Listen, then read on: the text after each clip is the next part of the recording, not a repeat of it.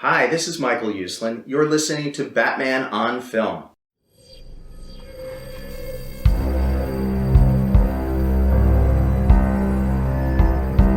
I'm vengeance. I have given a name to my pain.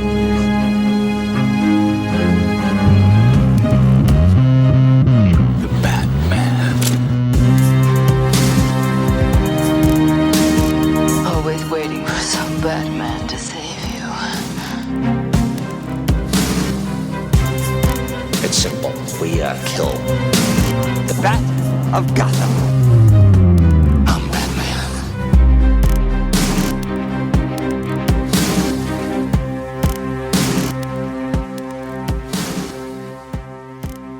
Welcome to the Social Hour, a Batman on Film podcast. This is episode number 129, and I am the founder of Batman on Film, Bill Ramey. This is a dramatic pause right here. Ron Lauer, how are you, sir? I'm doing well. Before I announced the return of Ron Lauer to the Social Hour. It's a dramatic pause for the audience applause, but then you got some prick in the back going, boo! Get out of here, Pete. You shouldn't. There's no boudin allowed in this auditorium. Go put some boudin in your pockets. All right. Yes. Can't help but think when you say also like this is the social hour. This is my podcast and my little corner. It is. Of my website. This is my little part of Batman on Film, man. Come on. All of my stuff. This is all mine. But they let me do this little show here in this little corner over here. Correct. Yeah. Well, still, and that was a few episodes ago when I was on. It still gets me. I am hoping to get through this without having to segue over to you to fill space because I may cough. I had COVID last week, and yes, I'm vaccinated 4 times. Thank you. COVID's a son of a bitch. It's a son of a bitch. Son of a bitch.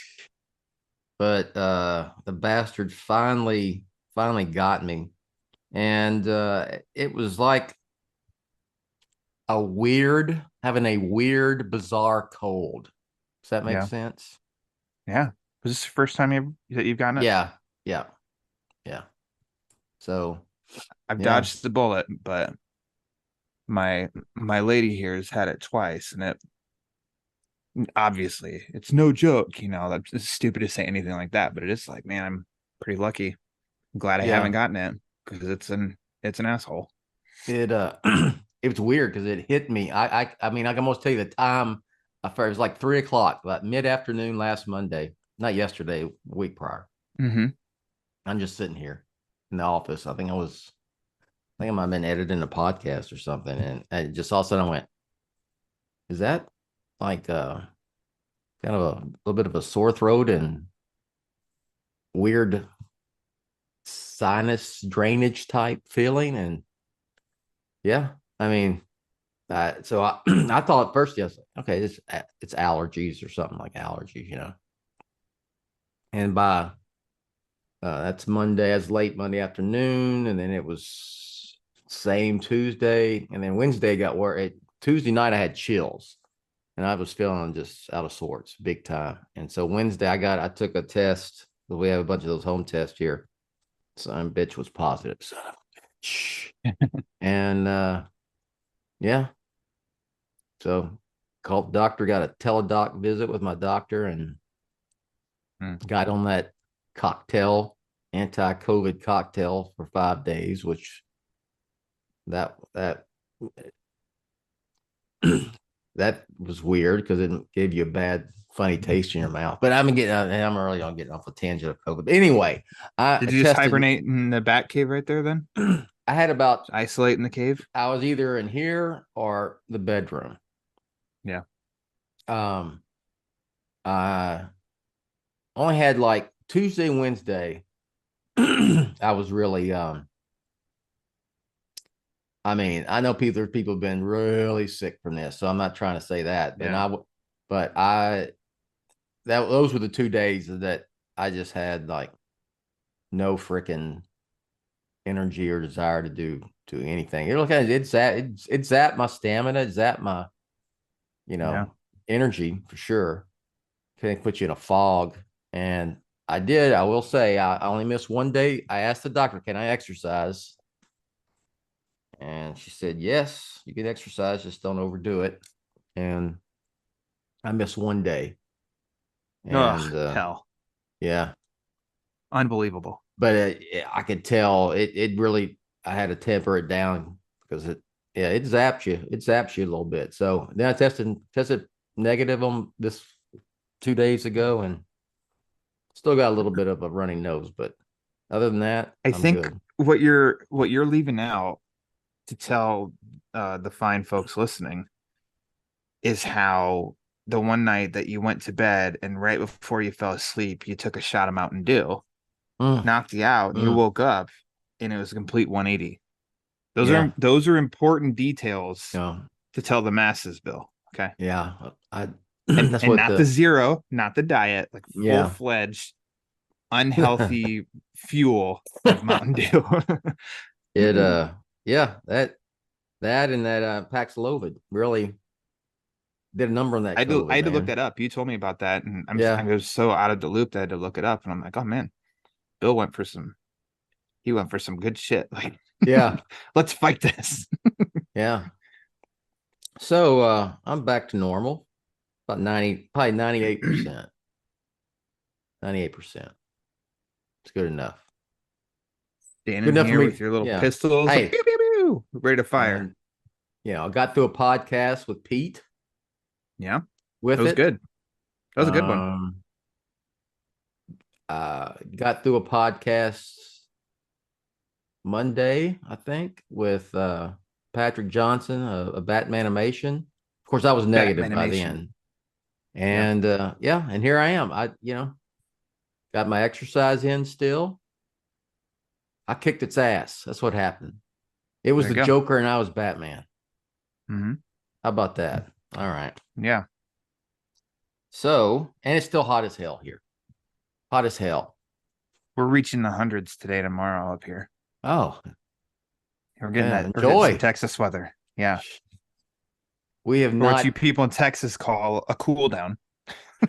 last week when I had COVID. Seriously, a cold front came through, and so it dropped down to highs were 90, 91-ish, and then we even hit a couple 60s, 65 for the low. It was like freaking it's like people putting on jackets and turning on the fireplace. It was that much of a difference. And then 2 days later, back up to, it was like 114 the other Sunday. I took a picture of it and I went, you gotta be kidding me, So I feel like this is our last blast of really come hot, on. but we usually get that. But then there's always a tease. We get a tease of like cold coming in at some point. So we think in early winter. I might have said this like last time even. We'll get a tease of cold weather. Be like, oh, okay, here we go. Summer's gone. And then it's like, haha. Nope. Another week. We're in the 80s, flirting with 90. Oh God, I wish for that.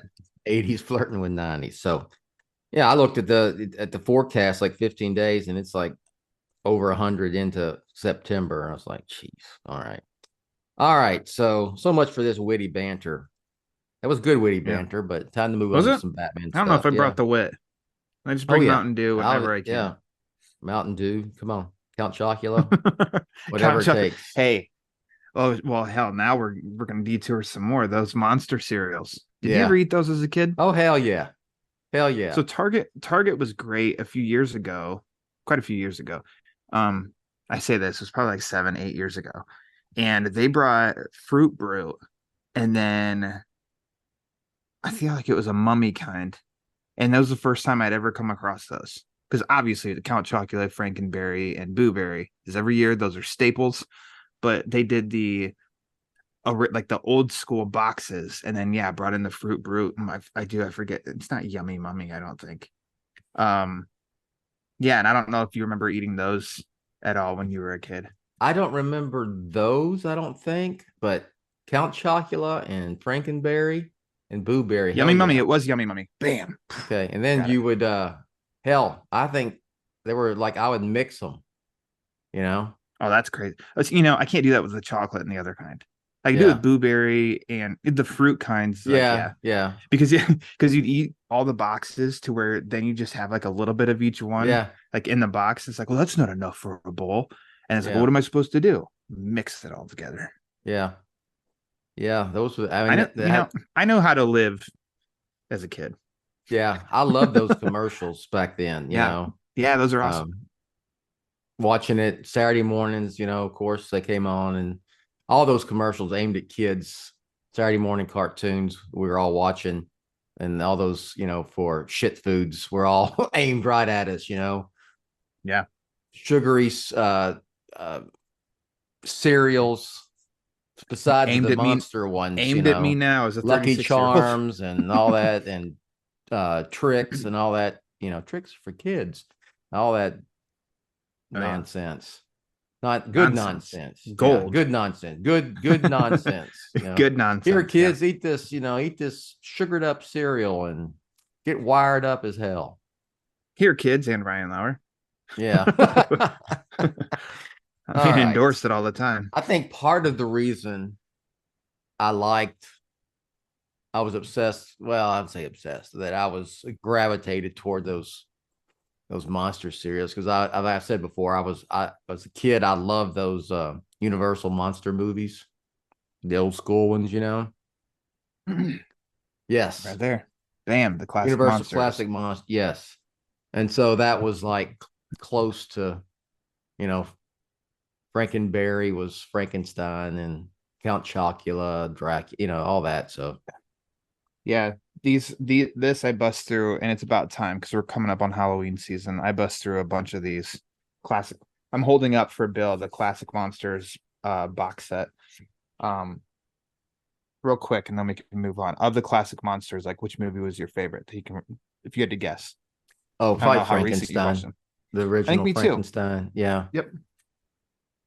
because that's Wolfman was still great. yeah, Dracula's yeah. slow, but it's cool. But Frankenstein is just like the imagery and atmosphere and all that stuff. And then the movie It's a itself is really just good great. movie. It's a really good movie, you know. Um, Yep. you got the tragic character of Hmm. the monster, you know.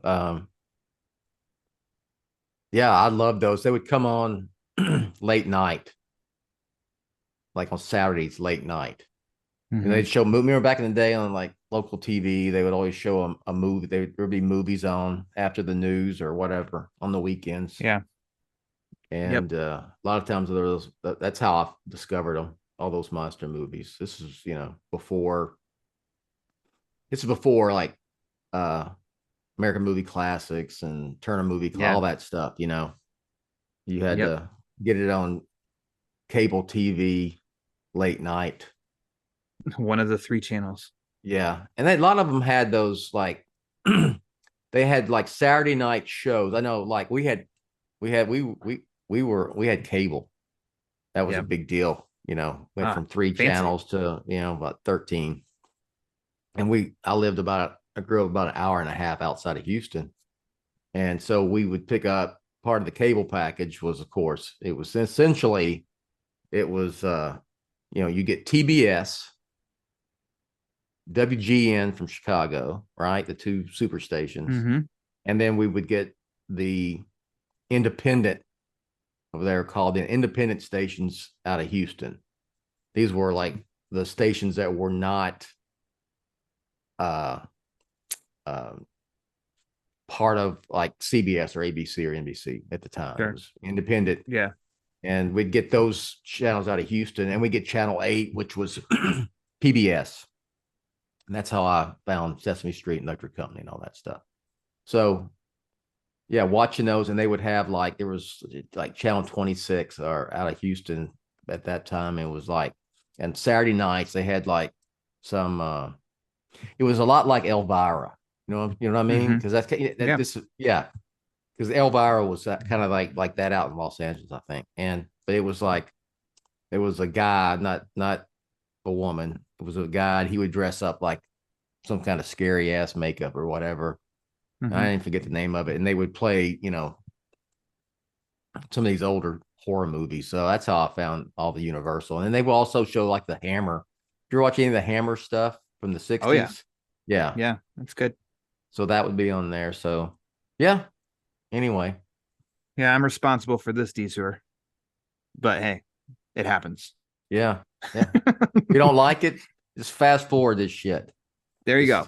You got a damn button on there. Fast forward. Yeah. Okay. Fast forward 10 seconds. Don't give me no, I don't hear any bullshit. Sorry. I had COVID. Get off of my back. All right. So we're going to get into Batman here. Batman on film, specifically. And we've been talking about favorites, best of, worst of, maybe sometimes. Moments and decisions and events and specific topics, when it comes to Batman on film history. So you and I talked about, what was the one we did? The first one was Batman intros. Batman on film, Batman intros. Yes. Had a lot of people when I posted it, Ryan, which always just drives me nuts. I posted it, was on social media, and people would respond like almost immediately. So there's no way they listened to the podcast. And then they were just reacting to the title of the podcast. And it was all I could tell it, they weren't hardly paying attention. It was all the music. When we talk about Batman intros, that's when the first time you see Batman. That's why it was Batman on film, Batman intros. Well, they were all like Danny Elfman 89, Elliot Goldenthal, and I was like, no. Come on, man. Listen to the damn podcast. Yeah. Okay. Yeah. Anyway. Yep. Soapbox, off the soapbox. Then Pete and I did soundtrack songs that were part of Batman movies. Yeah. So what's your favorite song from a Batman film? Or you got top three you can just rip off? Boom, boom, boom. End is the beginning is the no order. End is the beginning is the end. Like that I actually listen to now and really like. End is the beginning is the end. Smash It Up by Offspring. Okay. So that's in Batman Forever. I thought that was when Dick had the Batmobile and it started off. Yeah. Ooh, smash it up. And then Party Man. Okay. Good choices. Yeah.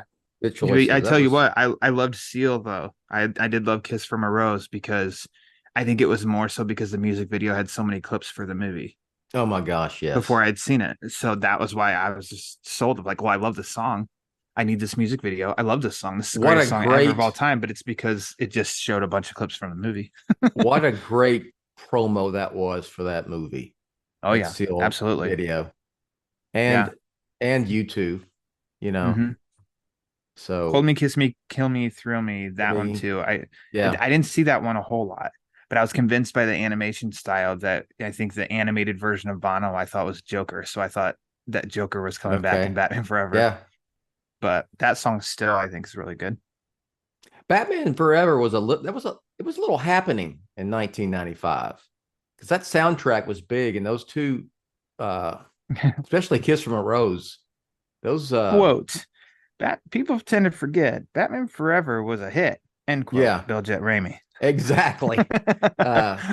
It was a little mini happening there, even as much as we revere Keaton today, there was a little juice that came along with Val Kilmer playing Batman coming off of Tombstone, and, it wasn't like he was some slouch, he was in Top Gun and, The Doors and all that stuff. But yeah, it was. I've said it on here. I've said it at other places all the time that Real genius. I can see now Batman Forever was the like now. I don't want that version of Batman. That's not my Correct. preference Yeah. now. But 9-year-old Ryan loved Oh, everything yeah. about it. It was Yeah. perfect for me at the time. So I have great nostalgia for that movie, for that time and everything. Flaws and all, it's just like it's I don't know. That Hey, was such a good time for a kid. here's a let me let you in on a secret. Please do. It was perfect at the time for 29-year-old Bill Yeah. Okay. in Well, there we go. 1995. Yeah. There you So, go. From so 9 to 29. yeah. So, wow. So today we're going to talk about most important, impactful decisions in Batman on film history, and could be a negative, something that would be viewed as a negative, but was so impactful that you have to include it because it would spiral off into something positive a lot of times. So, all right, I'll go through these in no particular order. We're not ranking them. I did get some input from Michael Uslan and some Hey, I've other heard of him. people. Yeah, you've heard of that guy, right?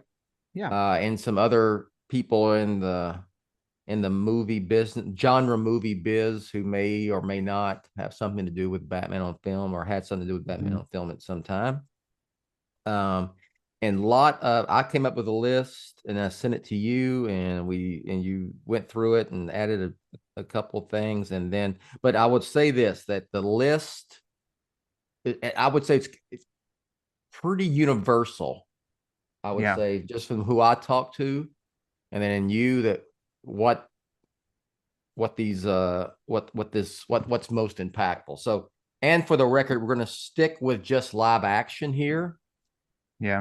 Live action, big screen. Because you never know. Maybe we can do it for animation at some time. All right. So let's go with this one and we'll discuss. All right. Right off the bat, Michael Uslan, Mr. Benjamin Melniker buy the film rights to Batman from DC Comics in 1979. And that'll do it Absolutely. today for the Yep, social that's it. hour. For That's all Ryan, she I'm wrote. Bill. Okay. Yeah. I think all you have to do, which most people listening, all I have to do is watch the first part of is it the Shadow of the Bat 6-part series? That was the extras documentary. Just Yeah. watch the first part of that. It's almost the Michael Uslan show in that first part, talking with him and Benjamin Melniker about buying the rights and the long period of getting live action Batman movie on the big screen. It details a lot. Without that, I mean, that's kind of the you got to think the flip side, right? Okay, it did happen.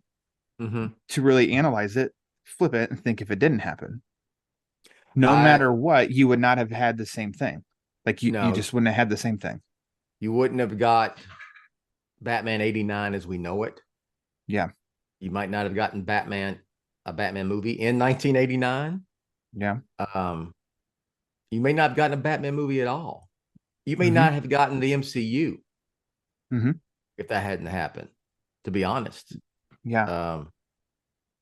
I I almost feel like you could, like, what could have been, because you hear about ideas and you hear about Uslan's meeting, or it was almost like, the last meeting, if you will, with the studio head, and about that studio head's I can't something about like he and I'm summarizing here, something about like you just be happy that a movie gets made. It's that story that Uslan shared before. And that sat with me for a long time, because it is like, okay, if you don't have people fighting for visions and it just goes to, remember the Captain America movie from like 1990 or whatever, how poor that looked.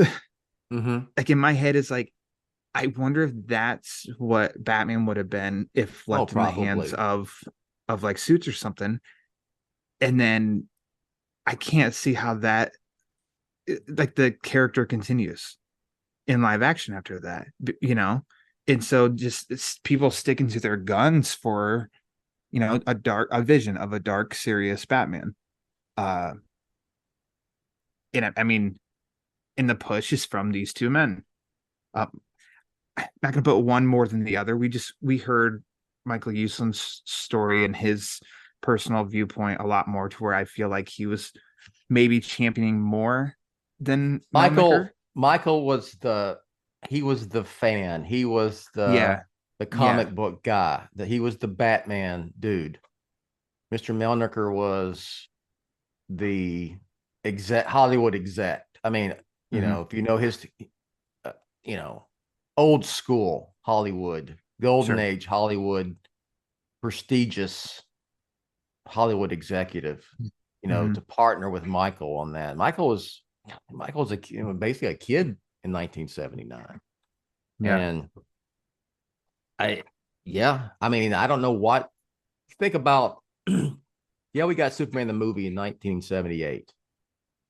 That was almost, it was fluky almost at that we got that, and that movie was what it was, probably thanks to Richard Donner. Yeah. Mhm. Um, but it even it didn't really move the needle when it came to superhero films, comic book films. It didn't, and there wasn't just a rush to put out a bunch. I mean, because you see the 11-year difference between Superman and Batman, um, and all that Michael went through, like being turned down by every studio Mhm. in Hollywood over that decade, that people weren't rushing to make comic book films, even after Superman. So like I said, it's a pivotal moment for not only for the Batman film franchise, but just comic book movies, period. Because Batman 89 changed it all. That moved the needle. It would Mhm. take another 10, 11, 12 years to really for it to become like what is today. But yeah, it changed. It was a game changer, 100%. All right. Hiring Tim Burton to direct Batman. Ooh, there's a hot take. Yeah. I haven't, No and brainer, huh? maybe it escapes me right now. I know it escapes me. There had to have been information somewhere of other directors they were looking at. Ivan Reitman was one. Okay, there we go. Yeah, got it. Obviously, great director, Mm-hmm. established director, would have been different. Yeah. I think a lot of And his, when I think he was something a, is, I think he was attached more to that first script for it. Mhm. It was actually called The Batman. Tom Mankiewicz, who was one of the writers of Superman, did a lot of Bond stuff. Have you ever read that script? Mm-mm. Yeah. It was certainly a darker take of Batman from opposed to the Adam West series, but it was a lot I've of a lot of read a lot of comic booky in stuff. the the Andrew Farago book, the Yeah. big Batman book. In Mm-hmm. the back was I don't know if it was like a treatment that Bob Kane had written in Mm-hmm. '86. I read that, and that feels very much kind of like what you're saying. And I don't know if there was ever a script that was kind of more produced like that, Yeah, um, probably. where Kane had said dark and serious, but the whole thing did feel like Batman Forever is just kind of how I envisioned it in A reading lot, it. lot, I yeah, was like, yeah. oh, this isn't dark. That Mankiewicz Um, script was real. It was really bloated. I mean, you had a lot of characters, and you're getting in the Batman. It's kind of went yeah, by the Superman 78 um, blueprint. The origin build up. To see Batman, and it throws in Robin, the Joker Yeah. is in it. And I mean, it's just very bloated. And ultimately, I'm glad they scrapped it and then brought in Sam Hamm and When something gets as big and company. successful as it is, it's hard to imagine if there's any substitute ingredient, how would it have gotten bigger or better? Yeah. And so with And I this one, I think, mean, yeah, director is just, in which we'll obviously come to it again, that position of director, but Tim Burton as director, in which I actually just watched a couple of his early movies because I was a big Burton fan as a kid too. yeah, Uh, and while Batman is a little less Tim Burton-y than other Tim Burton movies surrounding it, yes.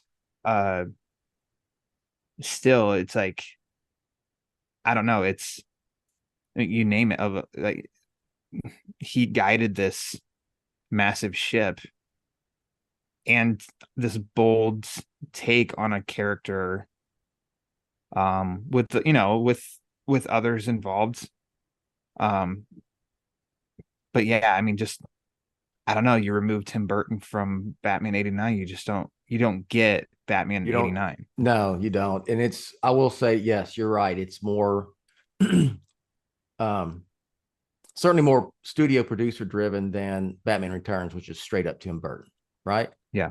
Yeah. But a lot of Tim Burton uh, is in Batman 89, casting, aesthetic, bringing in Anton first Mm-hmm.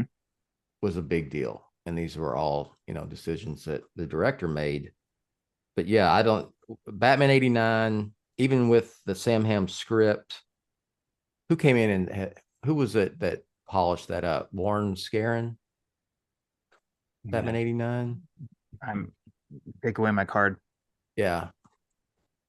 Tim Burton decision. And Tim Burton, not being a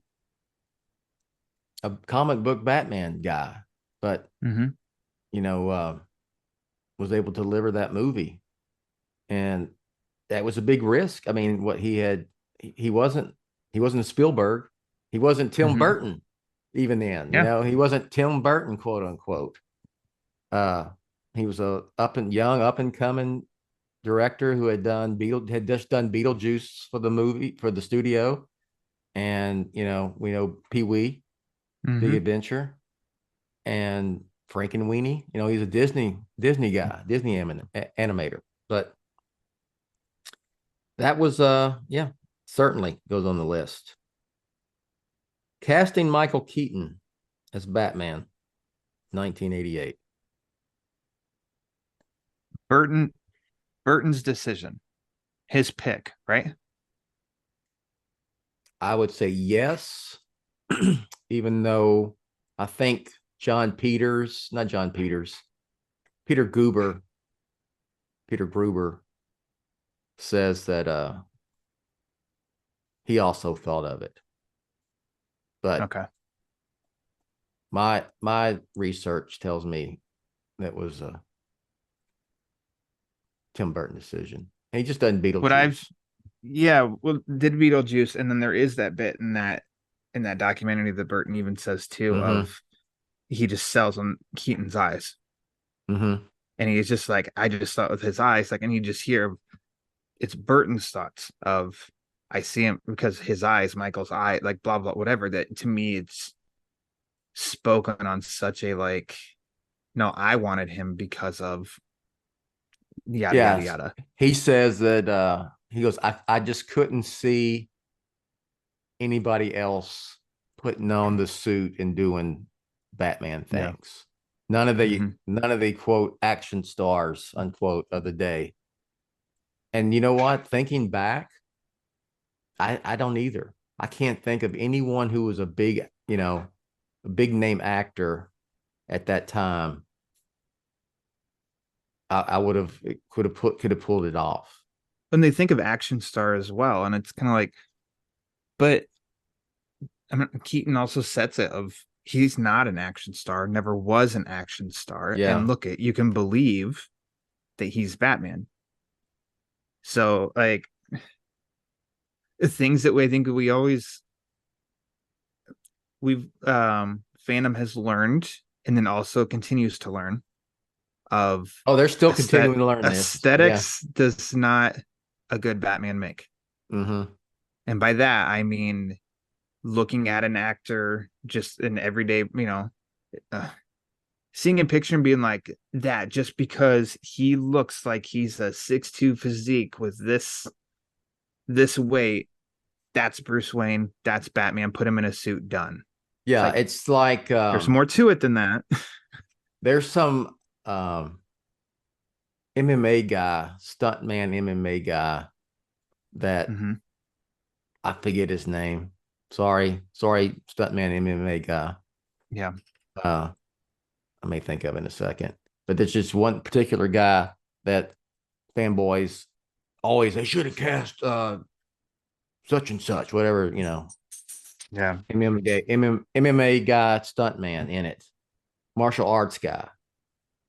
And I'm like, come on. It's more than that. Yeah. It's more than that. And it kind of, with Keaton, it's, it set that precedent of it was more than really just looks. It having an actor, an actor in the role was, because you look at who followed Keaton, I would say George Clooney, who ended up becoming a big time actor and director and whatever. But at the time, it was TV star guy, George Clooney. But yeah, Keaton, I racked my brain thinking, okay, who could have pulled this off? I mean, think about some of the people that the names they tossed around, just go, I mean, Ray Liotta would be interesting, but Bill Murray was attached at one time. I think that was part of the Ivan. I think they were going with Fatman. I think they were going more with a Batman 66 type bit on it. And I'll be honest, when I found out that Keaton, I told the story, when I saw that Keaton had been cast, I was like, oh, they're going to redo the 66, because you immediately think of Beetlejuice, and which is not like straight up comedy, in a weird way. But Mr. Mom and Night Shift, which is maybe my favorite Keaton movie. But do you like that movie? Yeah. Night Shift? I love it. You know that. I need to do a damn satellite. I've been saying for years I'll do a satellite show on it. Yeah. So yeah, Keaton is Batman. Big deal. I'm not even getting to the Flash. Unfortunate. Yeah. We did get to see him again as Batman. That's the positive, right? That's right. That's the takeaway. That's the takeaway. But yeah, I think when it's about that character, like, it has to just kind of start, and this will probably be referenced again, but I mean, it's got to start with the person playing Bruce Wayne and Batman. And so, and then it goes from there. That is the one thing you have to get right. Yeah. And so, even more impressive that at the time, the kind of like the feedback of it at the time, and then it ended up working out as well, obviously, as well / better than they could have thought, given that pushback and everything. So, all right, Jack Nicholson is cast as the Joker. Yes, in Batman. Absolutely. All those hesitancies of the Keaton part, Nicholson, in the word I used to you, I told you this one was the legitimacy that Nicholson brought to it. So you had the freak out concerns, and then it's like, but wait, oh shit, Jack Nicholson. Granted, I'm reading all this things I've read and watched. I was not even 2 at the time. But no, you were, even though you were 2, you were heavily involved in pre-production on. Okay, that's true. On Batman. First thing I ever learned to do was sign my name, and I signed it on that, that sheet to recast Keaton. It's the first thing I ever did. Yeah. So it's very important. But yeah, I mean, in reading and watching stuff all about with Nicholson, is like that it took it a little bit more seriously at that point too, because it was like, oh wait, hold on, Jack Nicholson's signed on in this. Yeah. And I think that and that's way before we even saw the product. but that was important of calming the waters a little bit, I think, while also elevating the hype for it because it just generated interest. It made And it then, it legitimized it. yeah, yep, I know Michael wanted, that was who he wanted as the Joker for like the whole 10 years he was trying to really, okay, get Batman done. I mean, you've heard the story about, when The Shining came out and I think he was on a flight and there was back in the day, they would, and these things called newspapers, Ryan, I mean, they would have these full page ads for movies, take up like the whole page or half. And, oh yeah, the famous, here's Johnny scene with yeah, Nicholson, that shot of him, come looking through the broken down door. Michael took white out and then, whited the face and then went over the features and, added the green hair and all that, red lips of Nicholson, and used that, when he was pitching Batman. We got to get Nicholson. So yeah, 100%. Oh, here, Graceland Ramey agrees. Nicholson was a yeah, big big fan. big decision. So yeah. And I mean, then the fallout, obviously, just then when you did see Slash, you got the performance. You got, yes, to an extent, Jack being Jack, but also he was a Joker from the comics, which we've talked about many times on different podcasts around here of how he was, Marshall Rogers Joker, essentially. Yeah. But then he was just flat out entertaining, which he's a big reason people can't turned out to the movie in the first place. But yeah, he helped elevate the movie as well. So again, a massive ingredient. Now we've got 3 massive ingredients of Burton, Keaton, Nicholson to help with that movie. You exchange any of those for something else, it's a completely different movie, and it's something I will never know, but it wouldn't be the same thing. And the same thing was so good and impactful.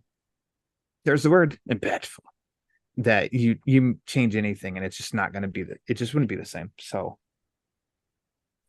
absolutely, all that is all based. So there's 4 things we've mentioned already, and they're all based on Batman 89. Well, it shows you how important that movie is. How important 89 is. Yes. This one, I really had to think. I was going, really, should I add this? But I went ahead anyway. I know it'll be controversial, but hiring that Chris Nolan to reboot Batman. Who? Film in 2003. Yeah, Chris Nolan. Christopher Nolan.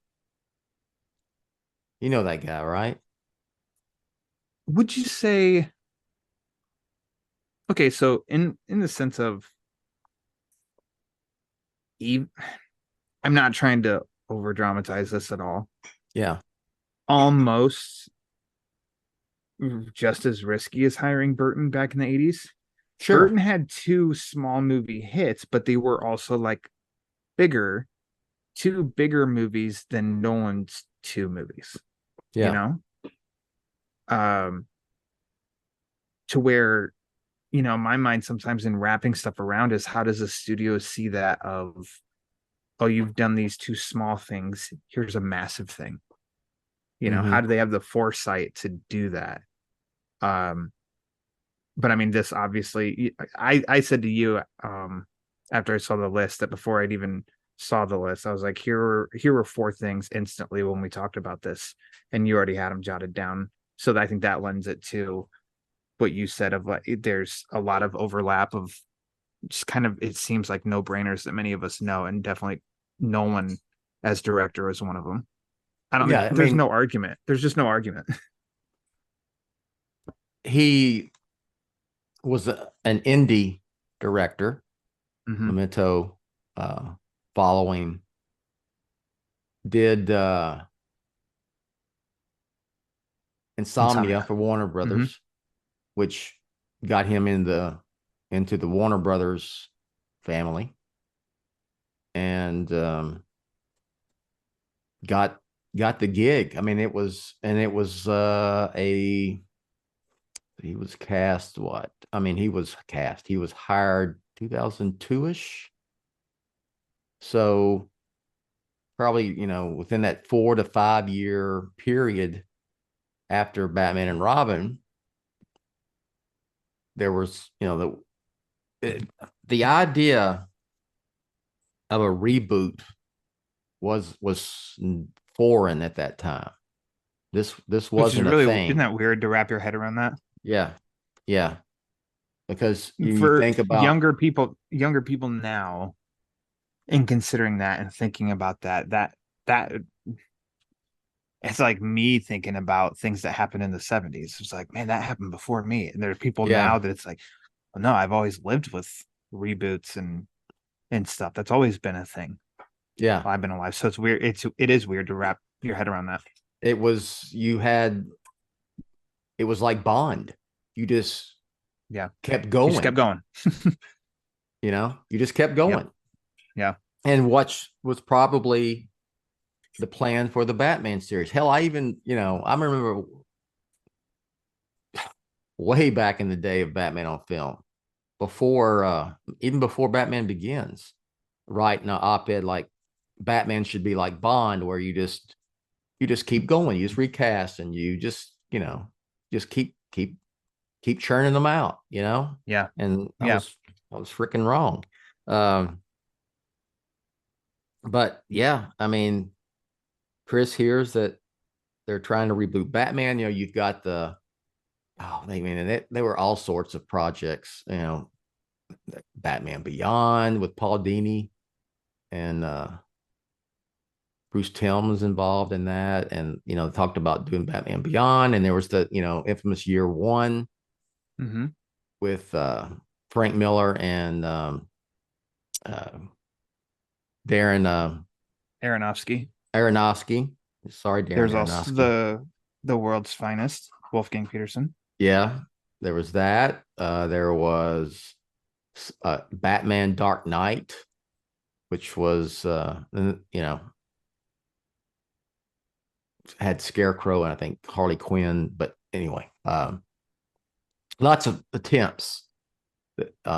Even Schumacher pitched Year One, to do it. It would have been like a prequel to all those movies. But yeah, so they set a precedent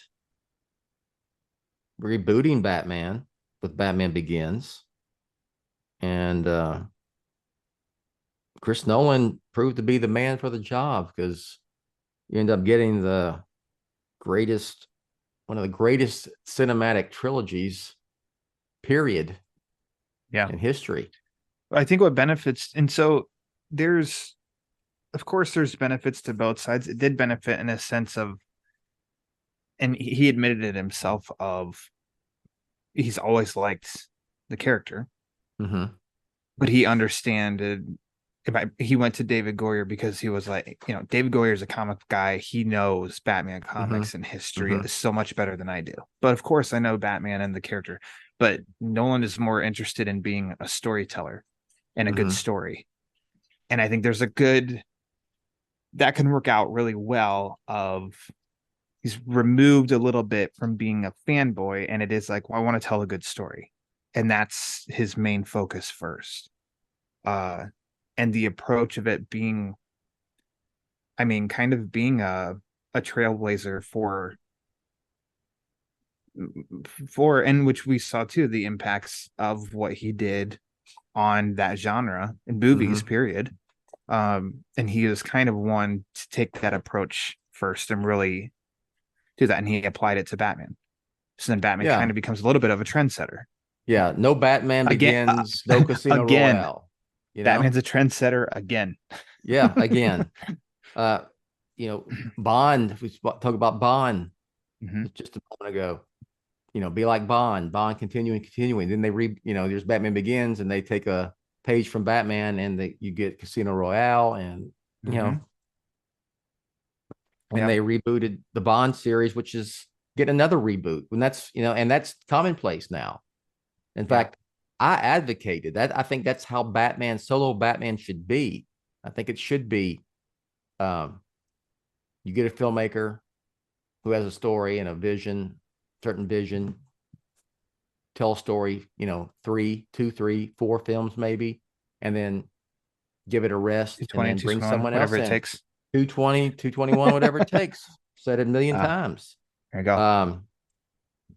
Because you just keep on keeping on.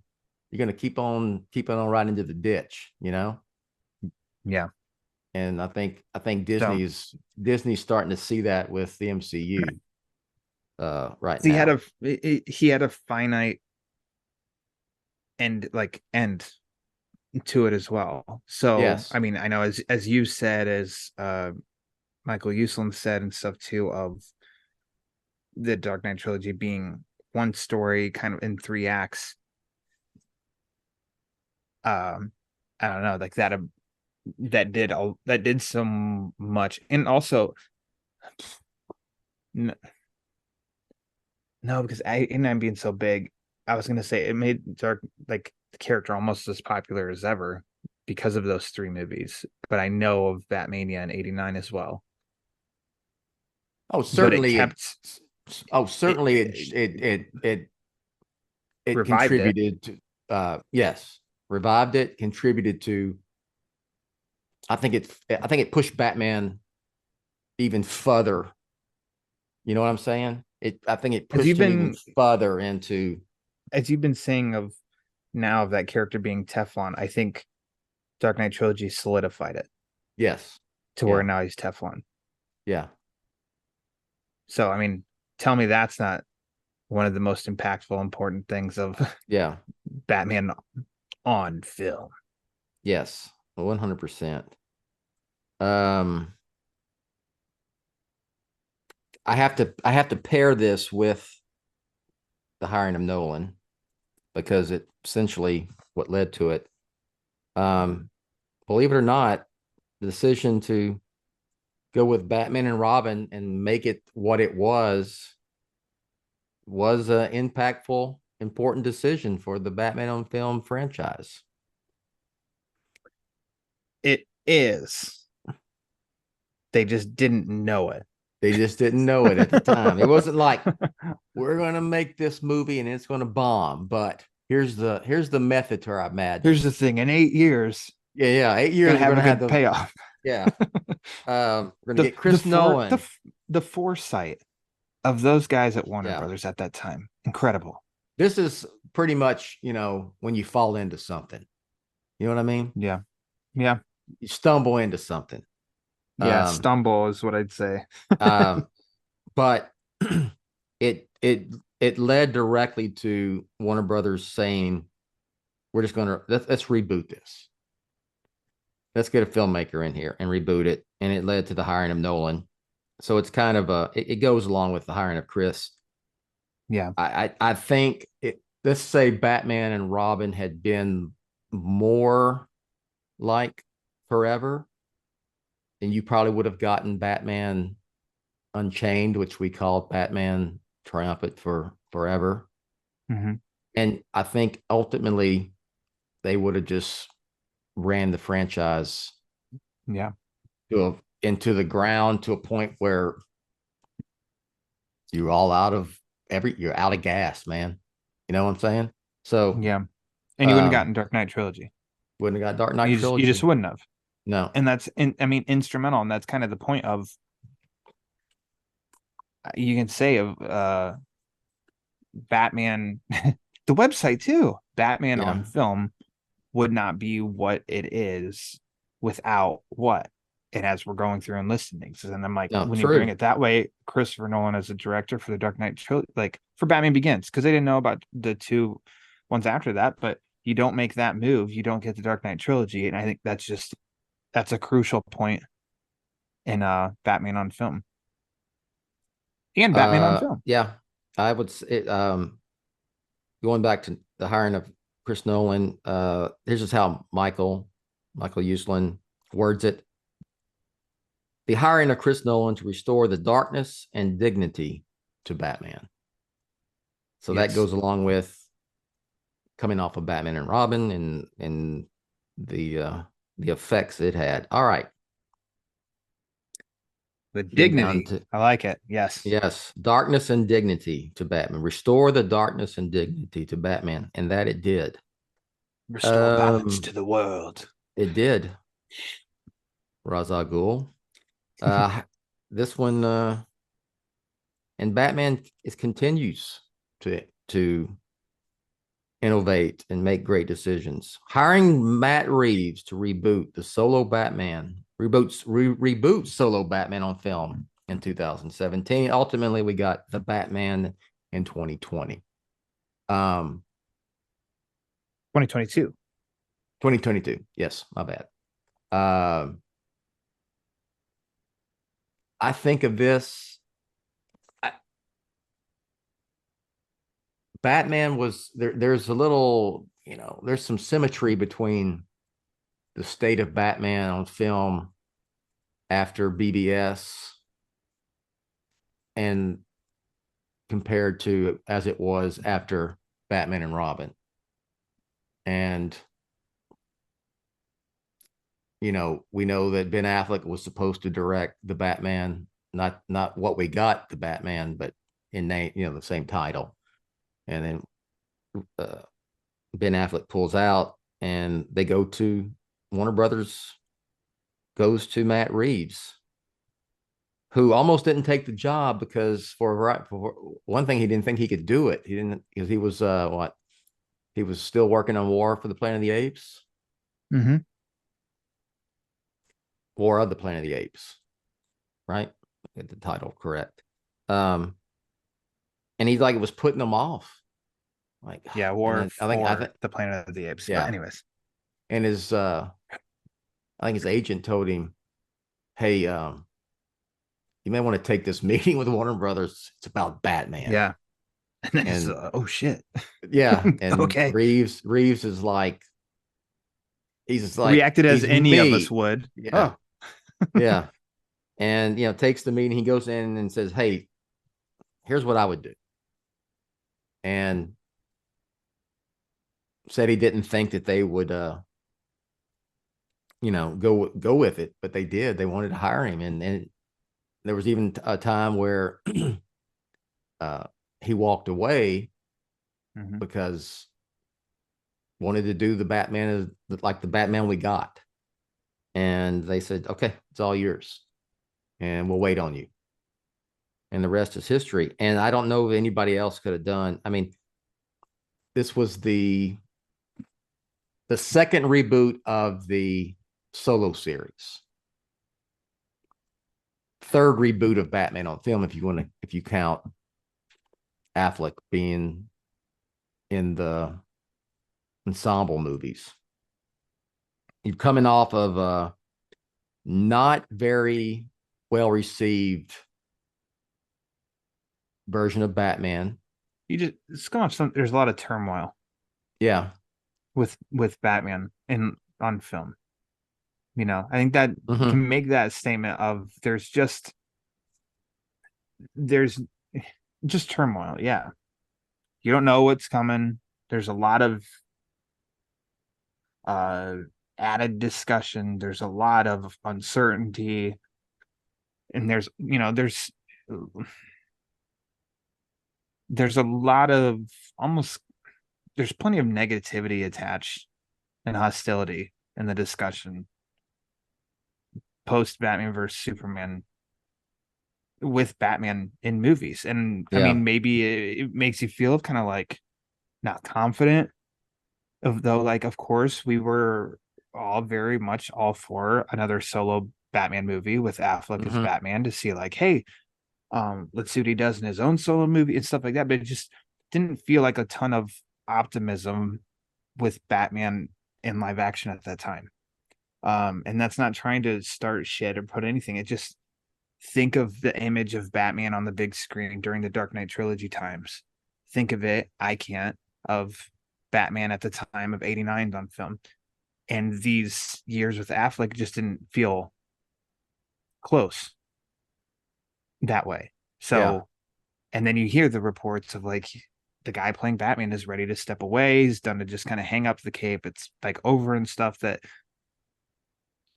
the best thing for the character then is like, well, then let's get a fresh take, get a fresh world, a fresh start. And I think that was important at the time for the character. How it all ends up, where it's fun because we haven't gotten there yet. So we're still on that ride. But and then what, relating to something I brought up before, so now you have not only somebody that's interested in being a storyteller, but also a massive fan of the character, Yes. which is a really fun approach as well. Biggest Batman fan to direct and be in charge of the Batman film franchise. Yeah. Period. I'd almost say maybe Schumacher was a bigger fan than Burton, because I think Schumacher in that documentary would comment about like he loved the comics, read the comics, where Burton admittedly so was even kind of like, didn't really read the comics in that regard.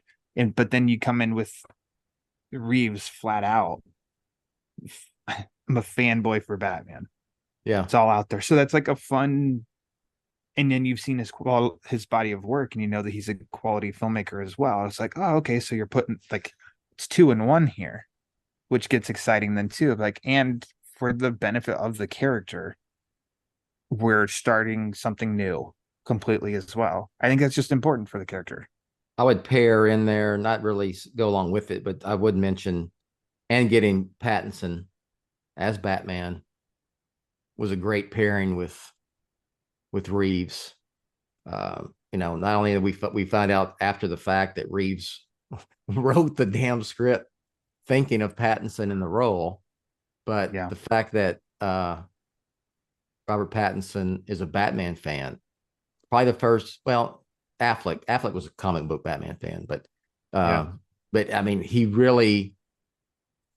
wanted the role badly, it's just, I think it's kind of, it's weird and kind of ironic and funny and kind of serendipitous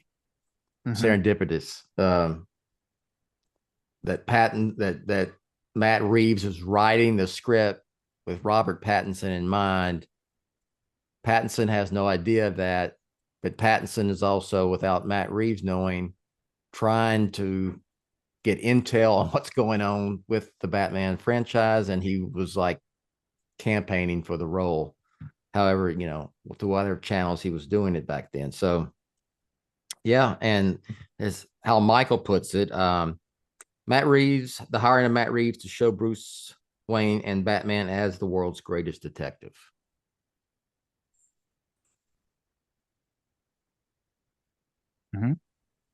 Yeah. More prevalent than previous incarnations, although, I've always disagreed with people who say that there was no never detective see work. Yeah. Detective Batman. And I think, well, I think that's false. I think we do. Yeah. There's a lot more in the Batman than we'd seen on live action before. Yes. A lot more. And plenty of room to grow too. Because though he was figuring things out, he wasn't always successful in the Batman. Correct. So it gives it, like, I don't know, a great starting point for this iteration. Mm-hmm. You can fine tune those skills. Absolutely. When you hear World's Greatest Detective, do you just hear the Penguin saying it? World's Greatest Detective. Yeah. That's how I read it anytime or think about when I hear it. From now on, the world's great. You hear it in the Colin Farrell's Penguin voice. Yeah. So yeah, I think it was a test for Batman's Teflonness, if you will. The Batman. Yeah. Then you throw in COVID. Oh boy. You throw in COVID, and all that went with it, and then when it debuted, it was, we're still, people were still sticking their toes in the water when it came to going back to the theaters. So yeah, and it proved, if done right, Batman is a Teflon He's Batman's Teflon. indestructible. Yeah. Yep. So No, that is what I go don't have ahead. anything in my back pocket on a. Well, I was thinking about this. Maybe just nothing's come to me. What we talked about, I'd agree with. Um, because I think you can just dial it to you don't have this direct thing that was responsible for what came after. Um, it alters things, and I don't know for the better. Yeah. I just worded that in a way that seemed like I'm really smart. I'm not, but you remove Burton, you remove Keaton, you remove Nicholson, you remove Nolan, uh, you remove Reeves, like all those.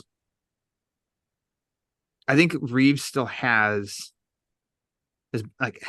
as bad as it sounds, and I'm not meaning it to, he still has something to prove in the sense of like when his story is ended, and then we can see it as a whole in the Yeah. placement of Batman on film.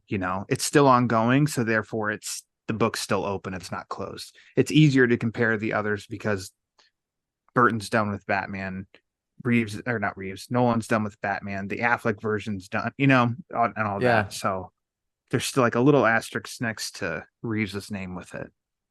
But I Yeah. think for the character, it was a big move. And you, obviously, pay attention to Batman on film. We were massive fans of the Batman.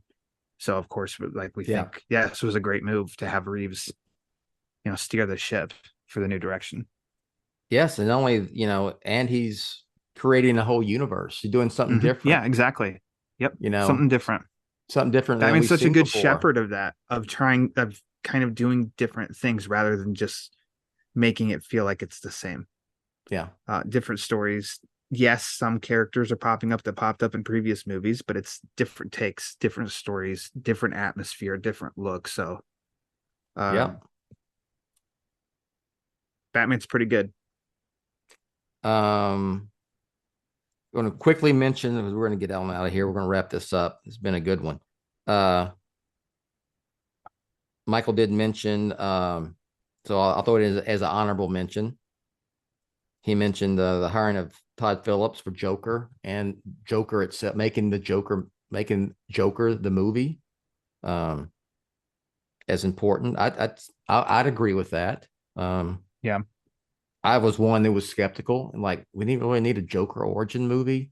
And then I saw Joker and it was freaking brilliant. And I'm like, yeah, you can only do this with Batman characters. You can only make, that's how great these characters are. Yep. Yep. That's okay. I mean, yeah. Yeah. I don't know what to, yeah. By extension, Joker is an extension of the Batman brand. Yes. Took a movie that was like, really? I mean, I was not there. I was actually hearing people when that Joker announcement happened. It seemed like, oh my God, like they'll just milk any idea. Yeah. And then to see what my hands came up from it. Yeah. Then we see what came from it, and it was like, damn, that strengthens the Batman brand. So 100%. And you're getting the sequel.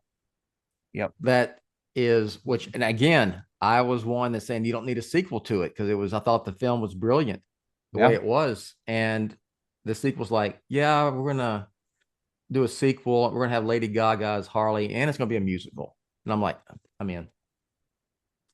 You're doing something crazy. Yeah. Speaking of crazy, doing something creative like that. Okay, real quick. I'll throw these two out as honorable mentions. You can give me your quick take. I would argue that Joel Schumacher for Batman Forever was an important decision. At the time, you take it in context of 1995, coming off Batman and Returns. It revitalized the Batman film franchise. Because Batman Forever, I'd agree. I don't know if I've never said this before, but I do want people to know that Batman Forever was a big ass success deal in 1995. You have a quick take on that? That's a hot take. Joel Schumacher, throwing him in there is an important. I agree. Yeah. I bet my parents remember how much Batman Forever money was spent for 9-year-old Ryan that year. Best Christmas I ever had. Was that like Goodness. the greatest thing you ever seen when it came out in 95? There's a picture of us at it's like an animal place. It wasn't a zoo, it was more of like a private like animal sanctuary where we got to pet like tigers and stuff like that or whatever. And there's a picture and I'm wearing my Batman Forever hat and Batman t-shirt. It exists. Got the whole question mark. And what a badass logo too. Bat symbol with question mark around it. Yeah, wearing that ball cap with an awesome Batman shirt with Batman front and center and everything. And time of my life, Bill. There you go. It was time of my life. I enjoyed it. Hey, I was 29 years old. With the same level of happiness. Yeah, exactly. All right. So that's going to do it. Anything you want to add? Anything I'm missing? Any final recap, last words? I think you said, I will say, I don't mean to interrupt you, but the point you made, I thought was great about you take these people out or these decisions away, and the Batman film franchise is not what we have today. Yeah, I agree, which may sound like a very like obvious statement, but it's like, but he's on a level that many have tried to get to and they're not there. Yeah. Spider-Man's there. I think I don't think you can argue it. Spider-Man's there. Batman, what do I say? Batman and Spider-Man are Teflon. Yeah. All these other attempts of trying it and everything. And it's like, but I don't know. They're in a league of their own. No pun intended. So yeah, I mean, just my final thoughts. I'm glad Batman's where he is. I don't think you should hand out Batman content like candy. I think you should protect it because he's in that league because of making important decisions and really thinking about the decisions. So I don't know. There you go. That's sounds good to me. Let Reeves do what he wants. Exactly. There you go. All right. Plug anything you like, and then we'll get the hell out of here. Plug my podcast, The Batman Book Club. Most recent episode covers the Batman Elmer Fudd special, Pray for Me. Bill generously posts all of my episodes of that podcast on Batman. Yeah, on I'm still butthurt wherever you listen to them. I didn't call dibs on that. You didn't think on that one? I love that story. Yeah. Yeah, damn. It was a good time. Jay Oz came on to talk to me about it. He's a massive fan of that one as well. And yeah, listen to it on Batman on Film. Listen to it wherever you listen to podcasts. Fun thing. And also, and a fun bonus for that was I did talk to Tom King and asked him of like, hey, do you have any fun behind the scenes nuggets? And he sent me a couple. So I read those in there. Yes. Yeah. Awesome. Well, for me, just go to batmanonfilm.com, batman-on-film.com.